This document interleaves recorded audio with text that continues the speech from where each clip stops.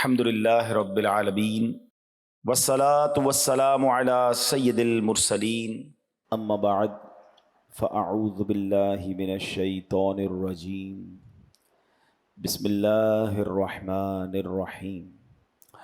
پڑھیے الصلاة والسلام علیک یا رسول اللہ وعلی آلک واصحابک یا حبیب اللہ۔ الصلاة والسلام علیک یا نبی اللہ وعلی آلک واصحابک یا نور اللہ۔ درود پاک پڑھنے کے بے شمار فضائل و برکات ہیں۔ ایک بڑی پیاری کتاب ہے جس کا نام ہے اربعین عطار۔ اس کی مختلف قسطیں ہیں۔ اس کی والیوم نمبر 2 قسط نمبر 2 میں پیج نمبر 15 ہے اور حدیث پاک نمبر بھی 15 ہے۔ اللہ کے نبی علیہ الصلوۃ والسلام فرماتے ہیں من صلی علیہ لم یلج النار۔ آقا فرماتے ہیں جو مجھ پر درود پاک بھیجے گا وہ آگ میں داخل نہ ہوگا۔ لیکن ہم سب چاہتے ہیں کہ جہنم کی آگ سے بچ جائیں۔ یاد رہے کہ جہنم کی آگ دنیا کی آگ سے 70 گنا زیادہ سخت خطرناک ہے، گرم ہے۔ اچھا، دنیا کی آگ کتنی گرم ہے؟ ایک تو ہمارے جو چولہے پر آگ ہے، اس آگ پر بھی ہم 2 سیکنڈ ہاتھ نہیں رکھ سکتے۔ غلطی سے جلتی سگریٹ پر پیر رہ جائے تو چیخ نکل جاتی ہے۔ مگر ہماری ہی دنیا میں اب جو آگ بنا لی گئی ہے، جہاں تک اس کی گرمی ہے، مثال کے طور پہ اگر کوئی اسٹیل مل وغیرہ میں چلا جائے یا جہاں بھٹیاں لگی ہوئی ہیں تو وہاں تو بتایا جاتا ہے کہ 700 800 1000 سینٹی گریڈ تک کی گرم آگ ہوتی ہے جو لوہے کو پگھلا دیتی ہے۔ گولڈ والے جو ہوتے ہیں، سونارے ہوتے ہیں، ان کی آگ کیسی ہوتی ہے؟ سونے کو پگھلا دیتی ہے، ٹھیک ہے نا۔ پھر یہ جو والکینوز ہوتے ہیں، آتش فشاں پہاڑ پھٹتے ہیں تو اس کا جو لاوا ہوتا ہے بتایا جاتا ہے آس پاس کے پورے علاقے کو بھسم کر کے رکھ دیتا ہے۔ تو یہ ساری دنیا میں موجود آگیں ہیں، اور جہنم کی آگ کے بارے میں فرمایا وہ اس سے بھی 70 گنا زیادہ سخت ہے۔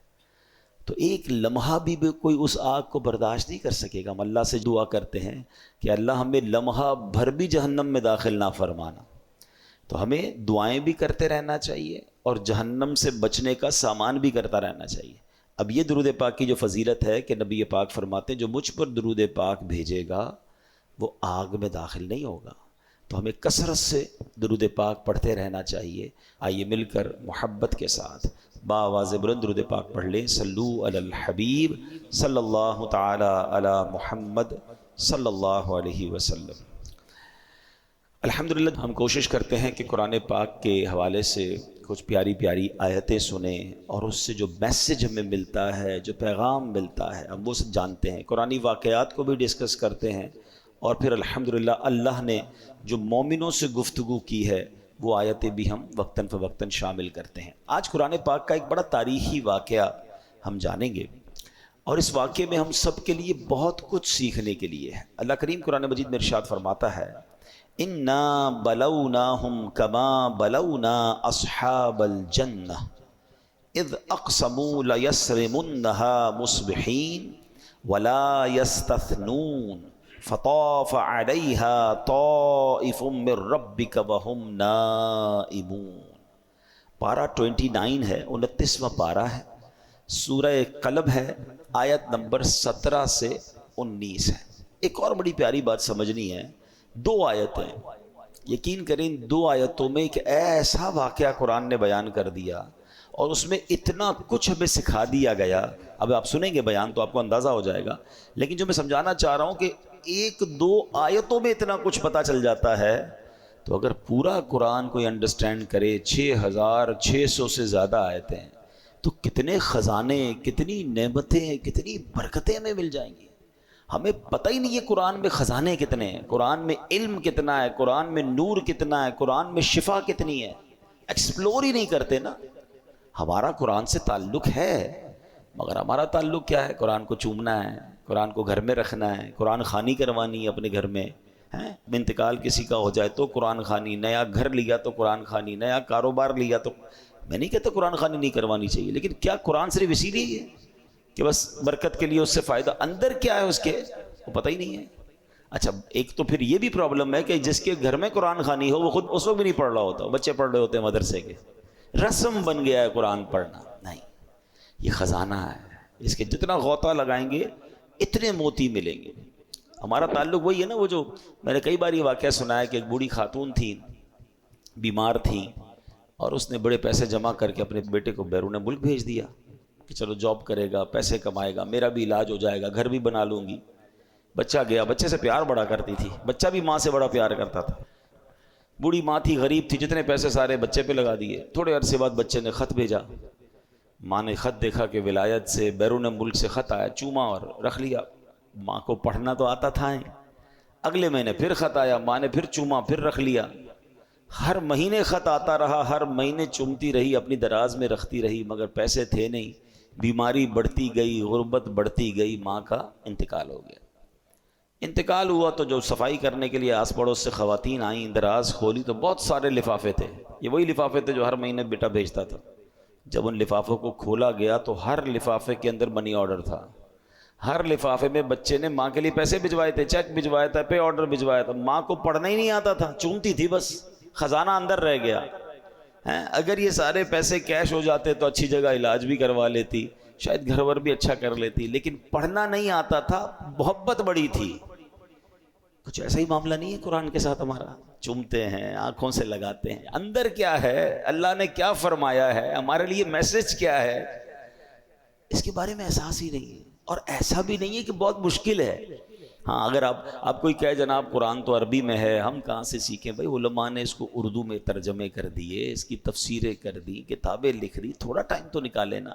ماشاءاللہ دعوت اسلامی والے تو پکار کر کہتے ہیں آؤ بھائی ہمارے مدرسے میں آدھا گھنٹے کے لیے آ جائیں، رات کو آ جائیں، صبح آ جائیں. امام صاحب بیٹھے ہوتے ہیں، امام صاحب کو کہیں تھوڑا سا قرآن سکھا دیں، تھوڑا پڑھنا تو شروع کریں، اور پھر دیکھیں کتنا سیکھنے کو ملے گا ماشاءاللہ. بلکہ اب تو ہماری تفسیر قرآن آڈیو میں موجود ہے، آپ سننا شروع کر دیں، اگر پڑھ نہیں سکتے سب فری ہے. بٹ بات یہ ہے کہ اسی موبائل سے دنیا بھر کی ویڈیوز دیکھنی ہے، اسی موبائل سے دنیا بھر کی ریلز دیکھنی ہے، تھوڑا سا وقت نکال کر تفسیر قرآن نہیں سننی ہے. تو پھر قصور کس کا ہے؟ ہم اپنے ساتھ زیادتی کر رہے ہیں. اب آئیے میں آتا ہوں قرآن پاک کے یہ خوبصورت اور عبرت انگیز، بہت ہی زیادہ جس کو کہتے ہیں نا بندے کو ہلا دیتا ہے واقعہ، اگین ود ان 2 آیات. اچھا اب کیا فرمایا اللہ کریم نے قرآن میں؟ اس کا ترجمہ پہلے سمجھتے ہیں. بے شک ہم نے انہیں جانچا. ترجمہ کون سا ہی ہے؟ بڑا آسان ترجمہ قرآن ہے، آسان ترجمہ قرآن، کنز العرفان. ٹھیک ہے، بے شک ہم نے انہیں جانچا جیسا باغ والوں کو جانچا تھا، جب انہوں نے قسم کھائی کہ ضرور صبح ہوتے ہی اس باغ کو کاٹ دیں گے، اور انشاءاللہ نہیں کہہ رہے تھے، تو اس باغ پر تیرے رب کی طرف سے ایک پھیری کرنے والا پھیری کر گیا جبکہ وہ سو رہے تھے. اب یہ تو ہو گیا ان 2 آیتوں کا ترجمہ. اب اس کے پیچھے جو تفسیر ہے کہ یہ کیا معاملہ تھا، تو علماء کرام ان آیات کی تفسیر میں فرماتے ہیں کہ یمن کا ایک شہر ہے جس کا نام ہے صنعاء. ٹھیک ہے، اس شہر کا رہنے والا ایک شخص بڑا نیک تھا اور بڑا سخی بھی تھا. اس کے پاس ایک خوبصورت باغ تھا. اس شخص کا ایک فارمولہ یہ تھا کہ باغ کے جتنے بھی پھل خود بخود زمین پر گرتے تھے، یہ فقیروں کو کہتا یہ سارے تمہارے، اٹھا لو. اور جب باغ کے پھل توڑے جاتے تھے تو درختوں کے نیچے کپڑے بچھا دیے جاتے تھے. جو پھل گر جاتے تھے توڑتے ہوئے یا ہاتھ سے نکل جاتے تھے تو وہ بھی فقیروں کو دے دیتا. جو خالص اس کا اپنا حصہ بنتا آخر میں سلیکٹ کر کے، جو اپنا مال نکلتا، اس کا بھی 10واں حصہ فقیروں کو دیتا تھا. یعنی ایسا سخی تھا کہ اللہ کی راہ میں خرچ کرنے کا اس کا بڑا شوق تھا. اللہ نے اس کے باغ میں بڑے پھل لگائے تھے، بڑے جناب ترقی، بہت خوبصورت باغ. اب اس بندے کا ہو گیا انتقال. ٹھیک ہے، جب انتقال ہوا تو اس کے 3 بیٹے تھے. بیٹے تھے کنجوس، باپ تھا سخی، بیٹے تھے کنجوس. تو اب انہوں نے سوچا ہمارے والد اکیلے اتنی سخاوت کر لیا کرتے تھے، فقیروں کو اتنا مال دینے کے بعد بھی ان کا مال بچ جاتا تھا، مگر اب تو ہم 3 ہیں نا، 3 فیملیز ہیں، ہمارے بچے ہیں، ہماری بیویاں ہیں، ہمیں تو اور مال کی ضرورت ہے نا. اب اگر ہم بھی اسی طرح سخاوت کریں گے تو پھر ہمارے لیے تو کچھ بھی نہیں بچے گا. تو بہتر یہ کہ ہم اب سخاوت نہ کریں. اب ایک رات جب پتہ چلا کہ باغ کے پھل پک گئے، ریڈی ہیں. اچھا فقیروں کو بھی پتہ چل جاتا تھا کہ بھئی اب باغ کے پھل اتریں گے تو صاحب مال بانٹے گا، تو وہ بھی جم گٹا لگا کے پہنچ جاتے تھے. تو ان بیٹوں نے پلان کیا کہ کل فقیروں کے پہنچنے سے پہلے، محتاجوں کے پہنچنے سے پہلے ہم چلتے ہیں اور وہاں جا کر پہلے سارا ہی مال ہم نکال لیتے ہیں، ہم اب کسی کو بھی نہیں دیں گے۔ قرآن کیا کہتا ہے؟ اذ اقسموا لیصرمنها مصبحین، جب انہوں نے قسم کھا لی کہ ہم ضرور صبح ہوتے ہی اس باغ کو کاٹ دیں گے، اس سے پہلے کہ محتاج فقیر آئیں اپنا مال لے کے ہم نکل جائیں گے۔ اب جب قسمیں کھائیں تو بالکل ارلی ان دا مارننگ، صبح صبح اٹھ گئے، صبح اندھیرے، اور باغ پر پہنچے کہ کسی کو پتہ نہ چلے، بڑے پرجوش تھے۔ اب قرآن کہتا ہے پلاننگ تو کر رہے تھے مگر انہوں نے انشاء اللہ نہیں کہا تھا، ولا یستثنون، پلان تو تھا مگر کیا انشاءاللہ نہیں کہہ رہے تھے، اپنی پلاننگ کر رہے تھے۔ کنجوسی تو اللہ کو پسند نہیں ہے، سخاوت اسے پسند ہے نا، کنجوسوں کو تو ذلت ملتی ہے۔ اب کیا ہوا، اتنے پرجوش تھے کہ صبح جلدی جلدی اٹھے، اور راستے میں ایک دوسرے کو پتہ کیا کہہ رہے تھے، وہ بھی قرآن بتا رہا ہے، اللہ یدخلنہ اليوم علیکم مسکین، کہ ہرگز آج کوئی مسکین تمہارے باغ میں نہ آنے پائے، یعنی غریبوں سے نفرت، ان کو نہیں آنے دینا ہے، سارا مال ہم سمیٹ کے نکل جائیں گے۔ اچھا جناب جلدی جلدی چلیں۔ اب جب جیسے ہی وہ وہاں پہنچے تو حیران ہو گئے کہ پورا کا پورا باغ جل چکا ہے، پورا باغ تباہ ہو چکا تھا، راتوں رات اس میں کوئی آگ لگی۔ ان کا پلان تھا صبح سارے پھل اتارنے ہیں، اور جب صبح پہنچے جو باغ لدا ہوا تھا پھلوں سے سارا جل گیا۔ اب کیا کہتے ہیں، بے شک ہم ضرور راستہ بھٹک گئے ہیں۔ ایک بھائی کہتا ہے لگتا ہے کسی اور کے باغ میں آ گئی، ہمارا نہیں ہے، ہیں دیکھو تو صحیح کوئی مسٹیک تو نہیں ہو گئی، ہمارے باغ میں تو بڑے پھل تھے، یہ تو پورا باغ ویران برباد جلا ہوا۔ جب غور کیا تو پتہ چلا نہیں، کسی اور کے باغ میں نہیں آئے، یہ تو ہمارا ہی ہے۔ ٹھیک ہے، اب قرآن کیا کہتا ہے، وہ کہتے ہیں بل نحن محرومون، بلکہ ہم تو محروم ہو گئے، بھٹکے نہیں ہیں، راستہ چینج نہیں ہوا، یہ ہمارا ہی باغ ہے، بربادی ہو گئی۔ کسی کی سوچوں نے کب سراہا، وہی ہوا جو خدا نے چاہا، جو اختیار بشر پہ پہرے بٹھا رہا ہے وہی خدا ہے، کوئی تو ہے جو نظام ہستی چلا رہا ہے، میرا خدا ہے۔ اے میرے پیارے اسلام بھائی، کس قدر اس واقعے میں درس موجود ہے۔ سب سے پہلے تو اللہ پاک کی قدرت کے متعلق سبق سیکھیے نا، کہ کتنا ایسا ہوتا ہے جب ہم چاہتے ہیں یار یہ ہو جائے گا، وہ ہو جائے گا، میں یہ کر لوں گا، میں وہ کر لوں گا، میں یہ میری پلاننگ، ہوتا وہ نہیں ہے، ہوتا وہی ہے جو رب چاہتا ہے۔ اللہ قرآن میں فرماتا ہے اور تم کچھ نہیں چاہ سکتے مگر یہ کہ اللہ چاہے جو سارے جہانوں کا رب ہے۔ یہ بات ماننی پڑے گی کہ جو رب نے چاہنا ہے نا، ہونا وہی ہے۔ انسان کہتا ہے میرا فیصلہ، میرا ڈیسیشن، میری پلاننگ، کچھ بھی کر لیں، ہاں اللہ جو چاہے گا وہی ہوگا، وہی خالق، وہی مالک، وہی قدرت والا۔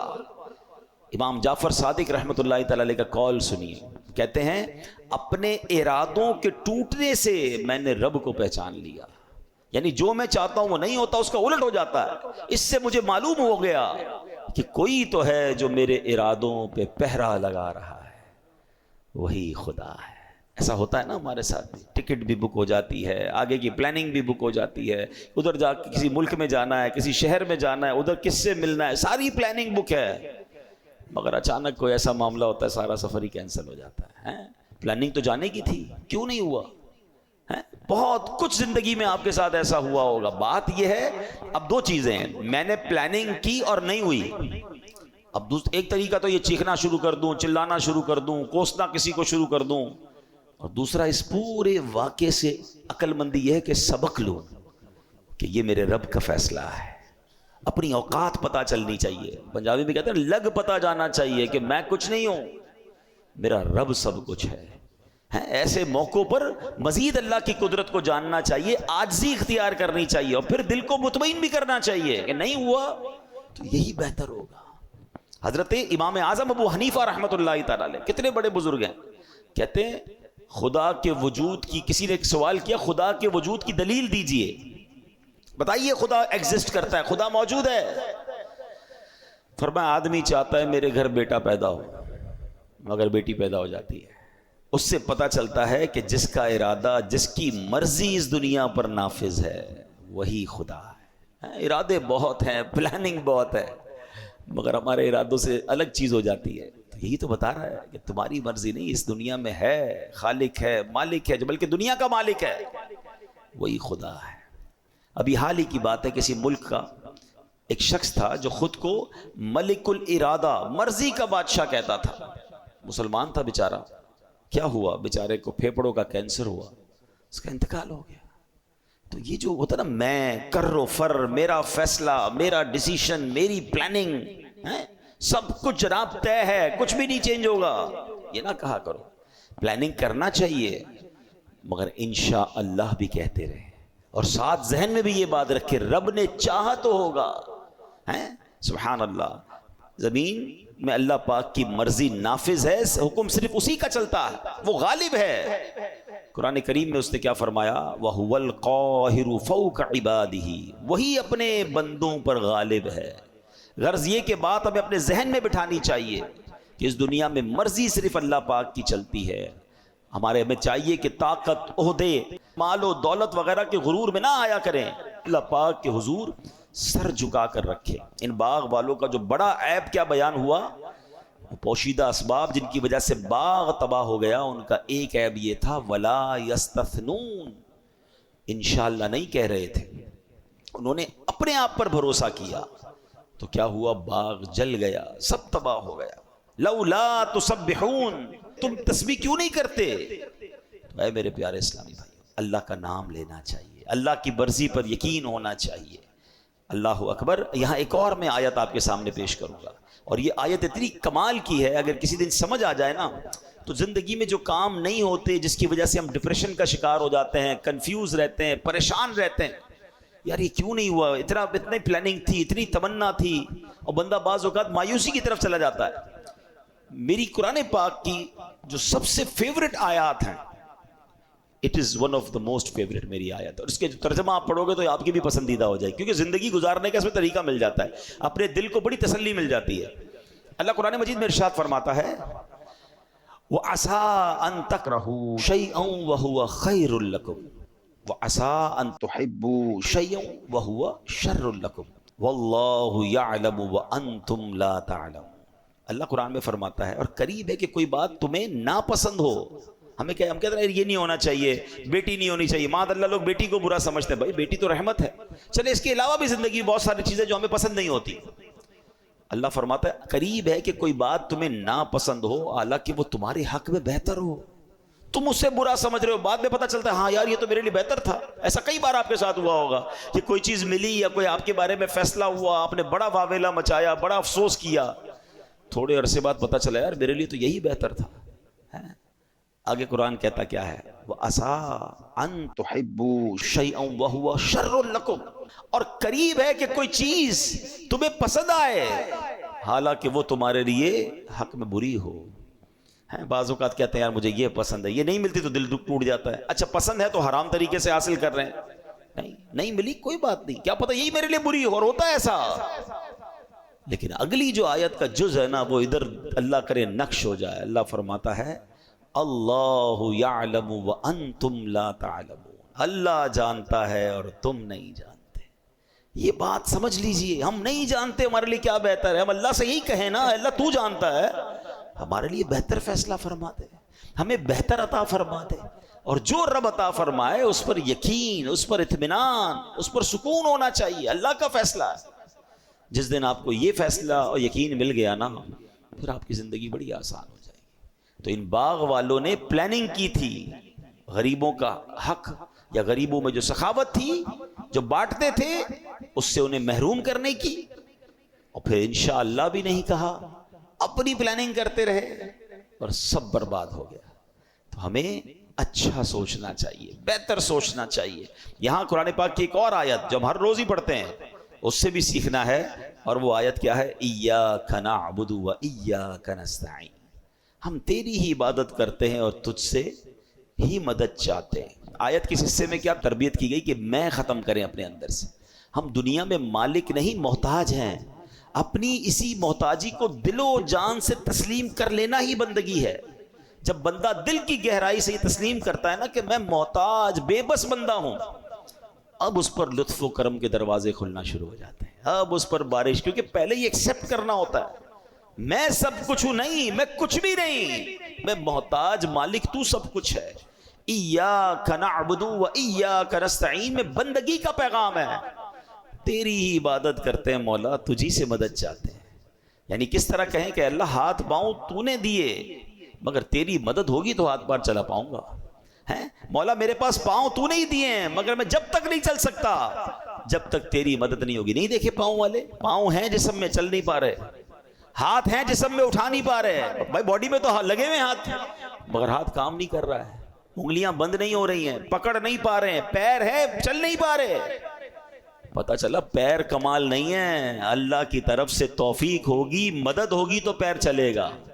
ہاتھ ہونا کمال نہیں ہے، ہاتھ میں رب کی طرف سے دی گئی طاقت ہوگی تو ہاتھ چلے گا نا. زبان منہ میں ایگزسٹ کرتی ہے لوگوں کے، جتنے گونگے بغیر زبان کے تھوڑی ہوتے ہیں. باڈی پارٹ ہے مگر بول نہیں پا رہے. اللہ کی مدد ہوگی، اللہ عطا فرمائے گا تو بندہ بول پائے گا. آنکھیں لگی ہوئی ہوتی ہیں، اندھے بغیر آنکھوں والے نہیں ہوتے، ان کی باڈی میں آنکھیں فکس ہیں. ہماری جیسی آنکھیں، بعض ہوگا تو یقین نہیں آتا یہ بندہ اندھا ہے، بالکل اچھی آنکھیں صاف ستھری نظر آ رہی ہیں اس کی آنکھیں، اچھا دیکھ بھی ہمیں رہا ہوتا ہے، ہمیں لگ رہا ہے ہمیں دیکھ رہا ہے، مگر اس کو کچھ نظر نہیں آ رہا ہے. پتا چلا کہ یہ بات اجاگر بار بار دل میں کرنی ہے، مولا سب کچھ دیا ہے تو نے، مگر اس کا فائدہ مجھے جب پہنچے گا جب تو چاہے گا، تیری مدد ہوگی، میں محتاج. جب بندہ اس طرح رب سے کنیکٹ ہو جاتا ہے نا، اس طرح رب کی بارگاہ میں رجوع لاتا ہے اور یہ ایکسیپٹ کرتا ہے دل سے، ایاک نعبد و ایاک نستعین، تیری ہی عبادت کرتے ہیں، تجھی سے مدد چاہتے ہیں، ہم محتاج، تو مالک.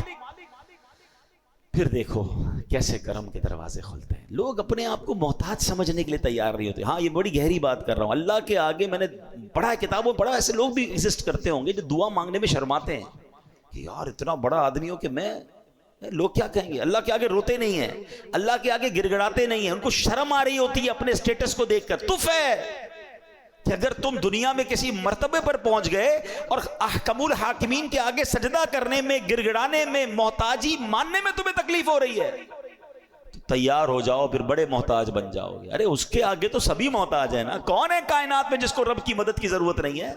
اگر آج مرتبہ، عزت، شہرت، دولت، کوئی مقام، کوئی اسٹیٹس ہے بھی میرے پاس تو دیا کس نے ہے؟ ہم تو یہاں یہ سمجھاتے ہیں کہ اپنے ماں باپ کے آگے کبھی مت کہا کرو میں بڑا آدمی ہو گیا ہوں. یہ بھی غلطی کرتے ہیں لوگ. اگر کوئی عزت مل جاتی، دولت مل جاتی، اسٹیٹس مل جاتا ہے تو امی ابو کو کہہ رہے ہوتے ہیں بڑا افسر بن گیا ہوں، بڑا آدمی بن گیا ہوں، اب ٹائم نہیں ہوتا، پتہ نہیں میرے آگے پیچھے کتنے لوگ ہوتے ہیں، کتنے ملازمین ہیں. نہیں، دنیا کے لیے آپ کچھ بھی ہوں، ماں باپ کے آگے بچے بن کر ہی رہیں، ان کے پیر دبائیں. ہاں ان کو یہ نہ کہیں میں بڑا ہو گیا ہوں، ان کا بچہ ہی ہوں میں، اور ان کو یہ احساس دلائیں کہ دنیا میں کچھ بھی بن گیا ہوں آپ کے قدموں میں، ہوں آپ کا بیٹا، ہوں آپ کا بچہ، تو عزت ملتی ہے نا، تو دعائیں ملتی ہیں. ماں باپ پہ بھی افسر ہی جھاڑیں گے، ماں باپ تو پھر بھی ماں باپ ہیں، وہ تو رب ہے نا، خالق کائنات کے آگے تو میں محتاج، میں کچھ بھی نہیں. ایکسیپٹ کیا کرو، اللہ کے آگے گڑ گڑا کر کہا کرو کہ اللہ جو کچھ ہوں تیری عطا سے ہوں، اور بندہ تیرا ہوں، محتاج تیرا ہوں. جس دن یہ کیفیت دل میں پیدا ہوئی نا کہ اللہ کے آگے بندہ سرنڈر کرتا نظر آئے، عاجزی کرتا نظر آئے، محتاجی کا اظہار کرتا نظر آئے، پھر دیکھو اس کی بارگاہ سے کرم کے کیسے دروازے کھلتے ہیں. یہ یاد رکھنا. تو پھر آپ دیکھیں گے انشاءاللہ. شعر ہے نا بڑا پیارا حمد کا، میں ہوں بندہ تو ہے مولا، کون ہے اپنا اس کے سوا، میں ہوں اس کا وہ ہے میرا جس نے بنایا اور مجھ کو پالا، یا اللہ میری جھولی بھر دے. تو اللہ کی بارگاہ میں ہمیں یہ انداز اختیار کرنا. اب آتے ہیں اس بیان کے اگلے پارٹ کی طرف، اس واقعے کے اگلے پارٹ کی طرف. اس نیک شخص نے تو سخاوت کی، اس کو بھروسہ تھا اللہ پر کہ بانٹوں گا تو کم نہیں ہوگا، وہ بانٹتا تھا فقیروں کو، خوب باغ میں سے پھل دیتا تھا. مگر بچوں نے کیا سوچا کہ نہیں ابا تو بانٹتا تھا، ہم بھی بانٹیں گے تو کم ہو جائے گا. یہی تو شیطان وسوسہ دلاتا ہے نا. جب بھی آپ اللہ کی راہ میں خرچ کریں گے آپ کو شیطان کمی کا، تنگی کا وسوسہ ڈالے گا کہ کم ہو جائے گا. تو باپ تو نیک تھا، بچے نیک نہ بن سکے، بچے سخی نہ بن سکے. یہاں درس کیا ہے کہ اگر آپ چاہتے ہیں نا کہ آپ کی نیکیاں بچوں میں باقی رہیں، بڑی گہری بات کہنے جا رہا ہوں. بعض اوقات ہم نے کچھ بزرگوں کو دیکھا ہے بڑے سخی ہوتے ہیں، بڑے اللہ کی راہ میں خرچ کرنے والے ہوتے ہیں، مگر ہوتا کیا ہے کہ جب وہ خرچ کرتے ہیں اپنے بچوں کو نہیں سکھا رہے ہوتے، اپنے بچوں کو نہیں بتا رہے ہوتے، اور وہ نہ بتانے کی وجہ سے باپ تو اپنی زندگی میں نیکی کر رہا ہے، انتقال کے بعد بچے وہ ساری نیکی کے دروازے بند کر دیتے ہیں. آج کل لوگ کہتے ہیں بچے کے لیے پیسے چھوڑ کے جانا چاہیے، پلاٹ چھوڑ کے جانا چاہیے. اچھی بات ہے اگر حلال روزی سے کما کر آپ بچوں کے لیے کچھ چھوڑنا چاہتے ہیں، لیکن بچوں کو دیکھ بھی تو بنا کر جائیں نا، سخاوت بھی تو سکھا کر جائیں کہ بیٹا توکل بھی رکھنا، یہ پیسہ ہی سب کچھ نہیں ہے، اللہ کی راہ میں خرچ کرو گے اللہ اور ملٹیپلائی کر دے گا.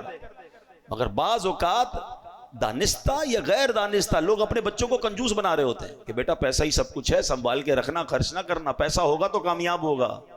یہ رانگ تعلیمات ہیں. اگر میں جتنے بزرگ مجھے سن رہے ہیں، آپ خود سوچیں آپ نے سٹارٹ کہاں سے کیا تھا. بہت بڑی تعداد ہمارے یہاں وہ ہوتی ہے جو بہت چھوٹے پیسوں سے سٹارٹ کر کے آج اللہ نے بڑا بنا دی. اللہ نے بنایا نا آپ کو، آپ پہلے سے تو پیسے والے نہیں تھے. بہت سارے یہاں مجھے وہ سن رہے ہوں گے جب ڈیفنس میں پیدا نہیں ہوئے ہوں گے، کسی چھوٹے علاقے میں رہتے تھے، اللہ نے ترقی دی، آپ ڈیفنس میں آ گئے، اب بچے ڈیفنس میں بڑے ہو رہے ہیں. مثال دے رہا ہوں، یہ پوری دنیا کے لیے مثال ہے میری. تو اب بچوں کو یہ نہ کہیں کہ بیٹا تم یہاں رہو گے تو ترقی کرو گے. بھائی آپ کے پاس تو کچھ نہیں تھا، کیسے ترقی کر لیا آپ نے؟ اللہ چاہے گا تو غریب کو بھی امیر بنا دے گا. مگر اس غربت سے امارت کا جو سفر تھا اس میں آپ کی کچھ نیکیاں تھی، آپ کی کچھ سخاوت تھی، آپ نے کوئی اچھے اعمال کیے. اگر بچوں میں وہ اعمال نہ اتارے تو یہ امیری سے غریبی کی طرف بھی جا سکتے، کیونکہ اللہ کے ہاتھ میں سب کچھ ہے نا.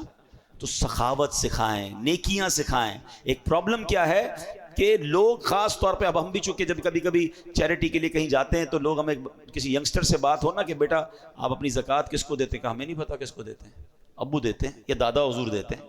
اچھا بھائی آپ نیکی کے کام میں خرچ کیا ہوتا ہے، ہمیں کچھ بھی نہیں پتا، وہ دادا حضور کرتے ہیں، ابو کرتے ہیں. یہ غلط کرتے ہیں. اگر آپ نوجوان نسل کو انوالو ہی نہیں کر رہے اپنی زکوٰۃ میں، نوجوان نسل کو، اپنے بچوں کو، اپنے پوتے پوتیوں کو بتا ہی نہیں رہے کہ آپ کہاں کہاں خرچ کرتے ہیں، کیسے حساب کرتے ہیں، تو جس دن آپ کا انتقال ہوا ان کو تو پتہ ہی نہیں ہوگا کتنا خرچ کرنا. ان کو لگے گا سارے پیسے ہمارے، کیوں خرچ کرنا ہے بھائی، کیوں زکوٰۃ دینی ہے، کیوں صدقہ دینا ہے، کیوں خیرات دینی. یہ سارے نیکی کے دروازے بند ہو جائے. یہی تو ہوا نا جو میں نے قرآنی واقعہ آپ کو سنایا کہ باپ سخی تھا، اولاد سخی نہ بنی، پورا باغ جل کر راکھ ہو گیا. یہ بات یاد رکھنی ہے. ہم نے غریبوں کو محنت کر کے امیر بنتے دیکھا، مگر بچوں کی اچھی تربیت نہ کرنے کی وجہ سے ان کے انتقال کے بعد ان بچوں کو پھر غریب ہوتے دیکھا. وہ غریب سے امیر بن گیا کیونکہ محنت کی تھی، اخلاص تھا، نیکی تھی، اللہ پر توکل تھا، دعائیں تھی، سخاوت تھی، اسٹرگل تھی. بچے تو سونے کا نوالا لے کے پیدا ہوئے، پیسے بھی ملے، تربیت بھی نہ ملی. اسی پیسے کو جناب کوئی جوئے میں لگا رہا ہے، کوئی شراب میں لگا رہا ہے، اور بعضوں کا سب برباد ہوتے دیکھا. نہیں، صرف پیسہ چھوڑ کے نہیں جانا ہے، اچھی تربیت چھوڑ کے جانا ہے. ان کو اپنی نیکی کے کاموں میں انوالو کریں. علماء نے کہا اپنے بچے کو سخی بنانے کا طریقہ یہ ہے کہ جب بھی نیکی کا کام کرے بچے کے ہاتھ سے کروائے، سخاوت کرے، اپنی اولاد کو بتا کر کرے، اس کو کہے آپ بھی کرو، اس کے ہاتھ سے دلوائے. تاکہ یہ پریکٹیکل ٹریننگ ہے کہ ہمارے ابو اس طرح بانٹتے تھے، ہمارے دادا اس طرح بانٹتے تھے، گھر میں یہ نیکی ہوتی تھی، گھر میں یہ ختم ہوتا تھا، گھر میں اس بزرگ کا جب یوم منایا جاتا تھا تو غریبوں کو کھانا کھلایا جاتا تھا. کتنے ایسی چیزیں جو روایتیں ختم ہوتی جا رہی ہیں کیونکہ سارے کام اپنے ہاتھ میں رکھے ہم نے، بچوں کی ٹریننگ ہی نہیں کی. ایسا نہ کریں، انوالو کریں. بچہ جناب کہاں ہے، وہ اس کا کام کھیلنا کودنا کاروبار کرنا، ابا سارے نیکی کے کام کر رہے ہیں، بالکل کیجیے آپ، مگر ان نیکی کے کاموں میں اپنے بچوں کو انوالو کیجیے. یہ نیکیاں باقی رہیں گی. آپ میں سے، ہم میں سے بہت سارے وہ ہیں جو 40s پلس 50s ہیں. اگر میرے اور آپ کے اندر کوئی نیکی ہے تو ہمارے ماں باپ کی وجہ سے، انہوں نے سکھایا تھا، ہمیں ساتھ بٹھا کر سکھایا تھا. مگر ہمارا اور ہماری جنریشن کا گیپ ہے، ہم نہیں سکھا رہے، ہم ڈسکس ہی نہیں کر رہے ان چیزوں کو. یہ قرآنی واقعہ پکار پکار کے کہہ رہا ہے کہ باپ سخی تھا، فقیروں کو بانٹتا تھا، بیٹوں کی غلط نیت بنی، وہ باغ جل کر راکھ ہو گیا. تو یہ نہ کریں. اور اللہ کو سخی کتنا پسند ہے، سبحان اللہ. میں چند حدیثیں آپ کو سناتا ہوں تاکہ اللہ کی راہ میں خرچ کرنے کا جذبہ بیدار ہو. بہت خوبصورت میرے واقعہ سنیے گا توکل کی. دیکھیں بچوں کی ٹریننگ کیسے ہوتی ہے. ایک بزرگ تھے احمد بن حرب رحمۃ اللہ تعالیٰ، انہوں نے اپنے بچے کی تربیت کیسے کی. وہ کیا کرتے تھے، انہوں نے بچوں کو توکل سکھانا تھا کہ اللہ پر بھروسہ کرنا ہے. انہوں نے کہا بیٹا جب بھی بھوک لگے نا تو دعا کرنی ہے اللہ سے، کسی اور سے نہیں مانگنا، اللہ سے مانگنا، یا اللہ کھانا چاہیے. اپنی زوجہ کو کہا جب بھی بیٹا دعا کرے نا تو اس کے گھر میں اس نے پورا سمجھ دیوار میں سوراخ بنایا کہ پیچھے چپکے سے تم نے کھانا رکھ دینا ہے اس میں. بیٹا اس سوراخ کے پاس جا کے اللہ کی بارگاہ میں دعا کرتا, یا اللہ بھوک لگی ہے, تھوڑی دیر بعد سوراخ سے اس کو کھانا مل جاتا. اس کی ٹریننگ یہ ہونے لگی کہ جب بھی کوئی مشکل ہو اللہ سے مانگنا ہے. کئی مہینے گزر گئے, روزانہ ماں اس کو اسی طریقے سے کھانا دیتی جب وہ دعا مانگتا. ایک دن اس کی ماں جو ہے گھبرا گئی اور اپنے شوہر کے پاس آئی کہ آج عجیب معاملہ ہوا. کہا کیا ہوا؟ کہتی آج وہ کھانے کا وقت تھا, بیٹا کا دعا کا ٹائم تھا, میں کہیں مصروف ہو گئی, میں دوڑی گئی کہ کھانا نہیں ملے گا تو وہ کیا سوچے گا. تو میں گئی تو کیا دیکھتی ہوں, بیٹا کھانا کھا رہا ہے. میں نے کہا بیٹا کھانا کدھر سے ملا؟ کہا امی اللہ نے دیا. کہاں سے ملا؟ کہا اسی سوراخ سے جہاں سے روز ملتا ہے. تو میں پریشان ہوں, میں نے تو کھانا نہیں رکھا, کھانا کیسے مل گیا؟ حضرت احمد بن حرب کہتے ہیں مجھے اسی دن کا انتظار تھا, اب تمہیں کھانا دینے کی ضرورت نہیں ہے, اس کا اللہ سے کنیکشن ایسا ہو گیا, اس کو غیب کے خزانوں سے ملنا شروع ہو گیا.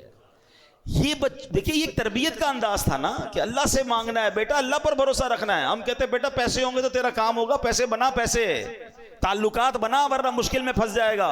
تیرے رابطے نہیں ہوں گے تو آگے جا کے ڈیفیکلٹ ہو جائے گا. ارے کب سکھاؤ گے کہ اللہ سے دوستی کر, اللہ کو راضی کر. پیسے چھوڑ کر جاتے ہیں مگر تربیت کر کے نہیں جاتے. حضرت عمر بن عبدالعزیز رحمۃ اللہ تعالی علیہ کا واقعہ سنیں. آپ کا جب انتقال ہوا, آپ امیر المومنین تھے, آج کے دور کے پرائم منسٹر تھے, پوری آدھی دنیا پر گویا حکومت تھی. ہمارا اس طرح کا کوئی بندہ ہو تو پتہ نہیں کتنے خربوں روپے بنا لیتا. انتقال ہونے لگا تو بہت تھوڑے پیسے چھوڑ کے جا رہے تھے. کسی نے کہا حضرت آپ اتنی بڑی شخصیت, اپنے بچوں کے لیے چھوڑا ہی کچھ نہیں, بچا ہی کچھ نہیں, اتنا خرچ کر دیا اللہ کی راہ میں. کیا کمال کا جواب دیا ہے. فرماتے بچے اگر میرے نیک ہوئے نا تو اللہ ان تھوڑوں میں بھی بہت برکت ڈال دے گا, اور بچے اگر غلط ہیں, حرام کرنے والے, تو ان کے لیے چھوڑنا ہی ٹھیک نہیں تھا, کیونکہ میں چھوڑ کے جاؤں گا غلط کام کریں گے, قبر میں ہی مار پڑتی ہے نا. کتنی کمال کی بات. ہم اس پرابلم میں, اس سوچ میں پڑے ہوئے ہیں کہ ہم بچوں کے لیے چھوڑ کر کیا جائیں. آپ بچوں کی اچھی تربیت کر کے چھوڑ کے جائیں. باقی اللہ مالک ہے, اللہ دینے والا ہے. اگر وہ اللہ کے نیک بندے ہوئے, اللہ غیب کے خزانوں سے انہیں عطا کر دے گا. اور اگر اللہ کو ناراض کرنے والے ہوئے, آپ اربوں روپے چھوڑ جائیں, وہ برباد ہو سکتے ہیں. چل گیا نا باغ. قرآن کا واقعہ میں نے آج آپ کو سنایا, ہم نے دیکھے برباد ہوتے ہوئے, آپ نے بھی دیکھے ہوں گے کہ باپ نے اتنے پیسے چھوڑے اور بچے بینک کرپٹ ہو گئے. کیوں کہ ان کی عادت ہی ٹھیک نہیں تھی. نہ صدقہ تھا, نہ خیرات تھی, نہ نیکی تھی, نہ باپ کی لیگیسی تھی. کاش یہ بات سمجھ آ جائے. بچوں کو سخی بنائیے, اپنے آپ کو بھی سخی بنائیے, کنجوسی سے نکلیے. میں 2 حدیثیں سنا کر, باتیں تو بہت ساری ہیں لیکن چونکہ اب بیان کا وقت ختم ہوا, آج ہمارا یہ مائنڈ سیٹ ہوتا ہے کہ ہم کسی بڑی شخصیت سے دعا کروائیں. اچھی بات ہے, اگر کوئی نیک بندہ, کوئی عالم دین, کوئی بزرگ مل جائیں تو اچھی بات ہے, دعا کرنی چاہیے. مگر آج میں آپ کو وہ حدیث سنا رہا ہوں کہ اگر میں آپ کو یہ کہوں کہ روز صبح آپ کے لیے فرشتے دعا کریں گے, اس سے اچھی کوئی بات ہے کہ صبح ہوتے ہی میں سو رہا ہوں, فرشتے میرے لیے دعا کر رہے ہوں. ہاں, اب وہ کون لوگ ہیں جن کے لیے فرشتے دعا کرتے ہیں, اور کچھ بد نصیب ایسے ہیں جن کے لیے روزانہ فرشتے بربادی کی بھی دعا کرتے ہیں. اب سنیے, نبی پاک علیہ السلام فرماتے ہیں, حضرت ابو ہریرہ رضی اللہ تعالیٰ عنہ حدیث کے راوی ہیں, ما من یوم یصبح العباد فیہ الا ملکان ینزلان. آقا فرماتے ہیں کوئی ایسا دن نہیں ہوتا جس پہ بندے سویرا کریں اور 2 فرشتے نہ اتریں, جن میں سے ایک کیا کہتا ہے, اے اللہ پاک سخی کو زیادہ اچھا بدلہ دے, اور دوسرا کہتا ہے اے اللہ پاک کنجوس کو برباد کر دے. اب سوچ لیجئے, سخی کے لیے روز فرشتہ دعا کر رہا ہے, اور جو مال روکے ہوئے ہے, نہ زکوٰۃ دے رہا ہے, نہ صدقہ دے رہا ہے, نہ اللہ کی راہ میں خرچ کر رہا ہے, خرچ کرتا ہے تو برا لگتا ہے اس کو, نہ غریبوں کی مدد کر رہا ہے, کنجوس ہے, مال کا حق ہی ادا نہیں کر رہا, روز فرشتہ دعا کر رہا ہے اللہ اس کو برباد کر دے, تو پھر تو بربادی ہونا ہے نا. تو سخاوت یہ اللہ کو بڑی پسند ہے. اللہ اکبر. ایک بار اور بڑی پیاری حدیث ہے, نبی پاک علیہ السلام کی بارگاہ میں ایک صحابی ہیں, قیس انصاری رضی اللہ عنہ. آپ رائے خدا میں بہت خرچ کرتے تھے. اچھا, ان کے بھائیوں کو یہ شکایت تھی, یہ بچاتے ہی نہیں, اللہ کی راہ میں لٹاتے ہی رہتے ہیں. نبی پاک کے پاس شکایت آ گئی. پیارے آقا نے حضرت قیس کو بلایا کہ بھائی تمہاری شکایت آئی ہے, کتنا خرچ کرتے ہو؟ کہتے ہیں یا رسول اللہ, میں اپنی آمدنی سے اپنا حصہ نکال لیتا ہوں جتنی مجھے ضرورت ہے, باقی اللہ کی راہ میں خرچ کر دیتا ہوں. نبی پاک یہ سن کر اتنا خوش ہوئے, پیارے آقا اتنا راضی ہوئے, آقا نے اس کے سینے پر ہاتھ رکھا اور 3 بار فرمایا, انفق ينفق اللہ علیک, انفق ينفق اللہ علیک, انفق ينفق اللہ علیک. کیا فرمایا؟ خرچ کر اللہ مزید عطا فرمائے گا, خرچ کر اللہ مزید عطا فرمائے گا, خرچ کر. ایک اور روایت کے اس کے ترجمہ بڑا پیارا ہے, خرچ کر تجھ پر خرچ کیا جائے گا. جو روکتا ہے نا اس سے روک لیا جاتا ہے، جو خرچ کرتا ہے اس کو عطا کیا جاتا ہے۔ بس یہ بات اپنی زندگی کا فارمولہ بنا لیں۔ اچھا پھر بندہ شیطان ہے نا، کہتا ہے یار یہ مولوی صاحب کہہ تو رہے ہیں خرچ کروں گا تو جیب سے کمی ہو جائیں گے نا، بینک سے کمی ہو جائیں گے۔ آپ خرچ کرنے والوں کو سرچ کر لینا، خرچ کرنے والوں کو سرچ کر لیں، جو اللہ کی راہ میں خرچ کرتے پوچھو ان سے کم ہو گیا تمہارا؟ کبھی نہیں ہوگا۔ پوری زکوٰۃ دینے والا اگلے سال زیادہ زکوٰۃ دیتا ہے، صدقہ خیرات کرنے والا اگلے سال زیادہ صدقہ، کیوں کہ پیسے بڑھ رہے ہیں۔ عشر دینے والا، عشر تو 10% نکل جاتا ہے نا، 100 من نکلا زمین سے 10 من دینا ہے اللہ کی راہ میں، کچھ مسائل میں 5 من دینا ہے، تفصیل ہے اس کی، لیکن اگر 100 میں سے 10 دے رہا ہے تو 90 ہو گیا۔ مگر اللہ اس 90 میں ایسی برکت ڈالتا ہے کہ اگلے سال فصل بھی بڑھتی ہے، مال بھی بڑھتا ہے، صحت بھی بڑھتی ہے، عافیت بھی بڑھتی ہے۔ تو بے شک میرے پیارے اسلامی بھائی، قرآن کے اس واقعے سے بہت ساری باتیں سیکھنے کو ملی کہ ہم نے اپنے بچوں کی اچھی تربیت کرنی ہے، کوئی بھی پلان کریں تو انشاءاللہ کہنا ہے، اور اللہ پر بھروسہ رکھنا ہے، اپنے آپ پر بھروسہ نہیں رکھنا ہے۔ اور پھر سخاوت اللہ کو بڑی پسند ہے، کنجوسی سے خود بھی بچیں، اپنی اولاد کو بھی بچائیں، غریبوں کی مدد کریں، اللہ کی راہ میں خرچ کریں۔ یہ سارے پیسے آپ ہی کے اکاؤنٹ میں آتے ہیں، اور بہت سارے طریقے ہیں، آج کل لوگ کتنے پریشان ہیں، کسی غریب کی مدد کر دیں۔ آج قرآن کے اس واقعے سے جو ہمیں سبق ملا، اللہ مجھے بھی آپ کو بھی عمل کرنے کی توفیق عطا فرمائے، آمین بجاہ النبی الامین صلی اللہ علیہ وسلم۔